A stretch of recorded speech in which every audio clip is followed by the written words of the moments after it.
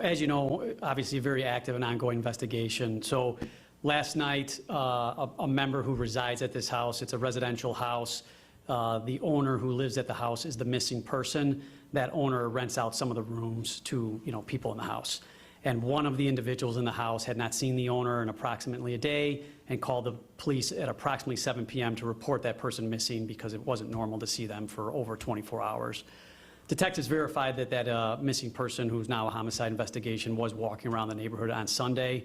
And it's a lot of information. It's all happening at the same time, and obviously it's still an active investigation. But what we do know is the individual who called the police, when the police arrived, that individual told the police that there was another suspect who lived in the residence that the other tenants were afraid of, and that suspect had recently called a tow truck and had carried a heavy bag out to the tow truck. That this tenant as well, who we really want to thank because they did a remarkable job, exchanged numbers with the tow truck driver, and we learned that this individual dumped a large plastic bag in a garbage can at Foster Beach, and detectives were able to go to that garbage can and see that there were some bloody towels in that garbage can, at which point they secured that crime scene, and that entire garbage can and everything that was inside of it was transported to the medical examiner's office this morning.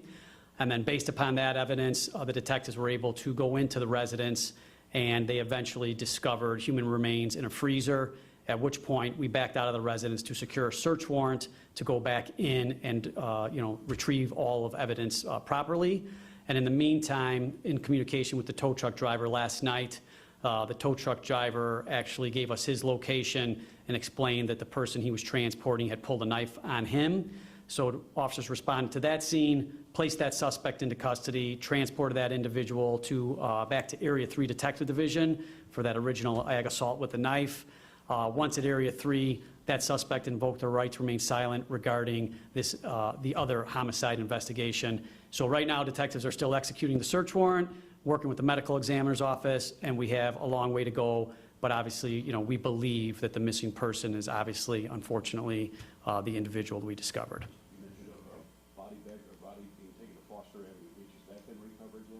Everything that was inside that garbage can has been transported to the medical examiner's office, and we don't have I don't have an update on what was actually placed in there. What I could tell you is when we went to that garbage can, officers observed some bloody rags. At that point, they did a great job. So the officers from the 20th District did a remarkable job of not disturbing any evidence. So once again, as the superintendent talked about, so hopefully we can build a sustainable case for the future.